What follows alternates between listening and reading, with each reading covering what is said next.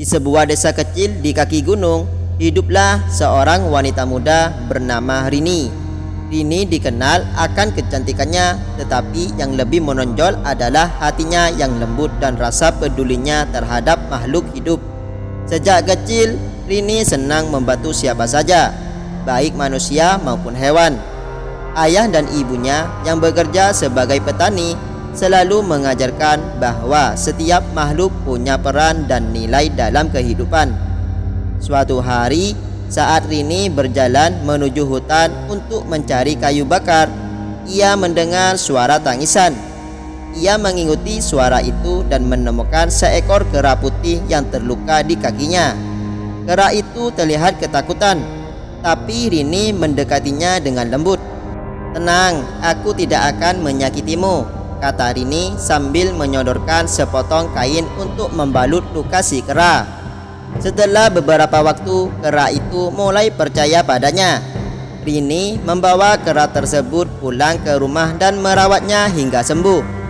Ia menamainya Putih. Sejak itu, Putih menjadi teman setia Rini dan sering menemaninya ke ladang atau ke hutan. Beberapa bulan kemudian, desanya menghadapi masalah serius. Hutan yang menjadi sumber kehidupan mereka mulai rusak karena ulah sekelompok penebang liar. Sungai yang biasanya jernih kini keruh dan banyak hewan kehilangan tempat tinggal. Rini merasa terpanggil untuk melakukan sesuatu. Bersama Putih, ia mencoba mencari cara untuk menghentikan penebangan liar. Suatu malam, Rini dan Putih mengintai di hutan dan menemukan bahwa para penebang liar itu tinggal di sebuah tenda darurat di tengah hutan. Mereka memotong pohon tanpa henti dan menjual kayu secara ilegal. Rini tidak tinggal diam. Keesokan harinya, ia mengajak beberapa penduduk desa untuk melaporkan kejadian itu kepada pihak berwenang. Namun sebelum bantuan datang, para penebang liar itu mulai bertindak agresif. Mereka mengancam penduduk desa yang mencoba menghentikan mereka. Pada suatu sore, ketika para penebang liar mulai merusak ladang desa, Putih mengambil tindakan. Dengan kepintarannya, ia memimpin kawanan kera lain untuk membuat keributan di sekitar tenda para penebang liar. Mereka menjatuhkan barang-barang dan mencuri peralatan hingga para penebang merasa terganggu. Melihat ini, Rini memanfaatkan momen tersebut untuk menghadirkan pihak berwenang yang akhirnya berhasil menangkap para penebang liar. Desa itu pun selamat dan hutan perlahan pulih. Setelah kejadian itu, Rini menjadi teladan di desanya. Ia mengajarkan bahwa keberanian, kepedulian, dan kerjasama adalah kunci untuk mengatasi masalah. Tidak hanya kepada sesama manusia, tetapi juga kepada makhluk lain yang hidup berdampingan dengan kita di bumi ini. Putih tetap menjadi teman setia Rini, dan kehadirannya selalu mengingatkan penduduk desa akan pentingnya menjaga alam. Mereka belajar bahwa bumi bukanlah milik manusia semata, tetapi milik semua makhluk hidup. Setelah para penebang liar ditangkap dan hutan desa mulai pulih, Rini dan Putih semakin dikenal sebagai pahlawan oleh penduduk desa. Namun tugas mereka belum selesai. Rini menyadari bahwa menjaga alam bukanlah tanggung jawab sesaat. Itu adalah kewajiban yang harus dipikul bersama secara berkelanjutan. Rini mulai mengajak penduduk desa untuk belajar lebih banyak tentang pentingnya menjaga ekosistem.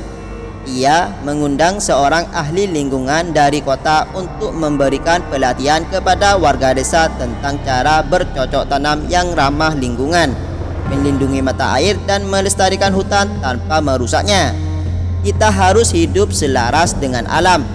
Hutan ini adalah rumah bagi kita semua, termasuk hewan-hewan seperti Putih, ujar Rini dalam sebuah pertemuan desa. Anak-anak pun diajak untuk terlibat. Rini dan Putih sering mengadakan perjalanan edukatif di hutan, mengajarkan anak-anak cara mengenali tumbuhan obat, mempelajari suara burung, dan memahami pentingnya menjaga sungai tetap bersih. Beberapa bulan kemudian, desa menghadapi tantangan baru. Hujan lebat yang terus-menerus menyebabkan tanah longsor kecil di tepi hutan. Banyak orang takut bahwa longsor akan merusak ladang mereka dan menutupi jalan utama menuju pasar. Rini tidak tinggal diam. Bersama Putih, ia menyusuri hutan untuk mencari tanda-tanda bahaya lain.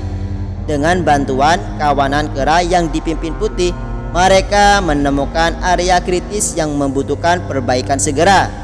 Rini kembali ke desa dengan kabar itu dan menggerakkan penduduk untuk menanam pohon di lereng-lereng rawan longsor.